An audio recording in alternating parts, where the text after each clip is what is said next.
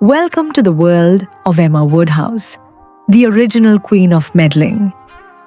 In Jane Austen's sparkling comedy, we meet a heroine who is handsome, clever, and rich, and who has just a little too much time on her hands. The Matchmaker of Highbury. Our story begins in the cozy, gossipy village of Highbury, where Emma Woodhouse lives with her doting, perpetually anxious father. Emma's just pulled off what she considers a brilliant success, matching her governess, Miss Taylor, with the respectable Mr. Weston. Now she's convinced she has a true talent for love. Her next project? The sweet, pretty but utterly clueless Harriet Smith. Emma takes Harriet under her wing, determined to elevate her social standing. The first order of business is to destroy Harriet's perfectly good chance at happiness with a respectable farmer, Mr. Robert Martin. Emma persuades her, saying, "A woman is not to marry a man merely because she is asked or because he is attached to her and can write a tolerable letter."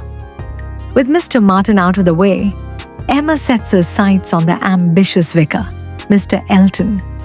She throws the two together at every opportunity, completely misreading every single sign. The result is a Christmas Eve disaster in a carriage, where Mr. Elton, far from loving Harriet, makes a passionate and drunken proposal to Emma herself. Horrified, Emma rejects him, and he furiously retorts, "Everybody has their level, but as for myself, I'm not, I think, quite so much at a loss." Ouch! Emma is left shocked, embarrassed, and forced to break poor Harriet's heart. New arrivals and new complications. Just as Emma swears off matchmaking, two new faces arrive in Highbury, shaking things up. First, there's the charming, handsome, and flirtatious Frank Churchill, Mr. Weston's son. Emma is immediately intrigued. Could he be the one for her? Then there's the elegant and talented Jane Fairfax. She's beautiful, accomplished, and reserved. And for some reason, Emma just can't stand her. She finds Jane's quietness suspicious and her accomplishments annoying.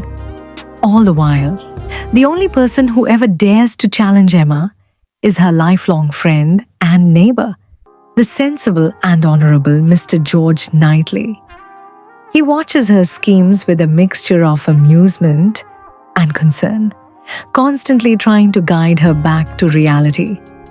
He's the only one who sees her faults, but loves her anyway. The story builds to a simmering boil during a picnic at a local spot called Box Hill. The mood is tense, and a bored Emma, goaded by Frank Churchill, commits a terrible act of cruelty. She publicly insults the kind, talkative, but lower-class Miss Bates. The entire party is stunned into silence. Later that day, Mr. Knightley, in a rare display of anger, confronts Emma. His words hit her like a ton of bricks. It was a fault, a bad fault. Badly done indeed. Emma, how could you be so unfeeling? To be insulting a woman of her character, age, and situation in the presence of her own niece. For the first time, Emma is forced to see herself clearly, not as the clever manipulator she imagined, but as a spoiled, arrogant snob. This moment is her rock bottom, and it's the beginning of her transformation. Love, lees, and a grand unveiling. Shamed and humbled, Emma tries to make amends. And just as she does, all of Highbury's secrets come tumbling out. It turns out, Frank Churchill and Jane Fairfax have been secretly engaged the entire time. His flirting with Emma was just a cover, but the biggest shock is yet to come. Emma fears that Mr. Knightley is in love with Harriet Smith. The thought of them together fills her with a panic she can't explain. And in that moment of terror, she has a stunning revelation. The person she's been trying to find a match for all along was herself. And the perfect match has been right in front of her this whole time. Just as she's reeling from this realization, Mr. Knightley returns. Fearing he's lost her to Frank Churchill, he finally confesses his own feelings in one of literature's most beautiful proposals. If I loved you less, I might be able to talk about it more.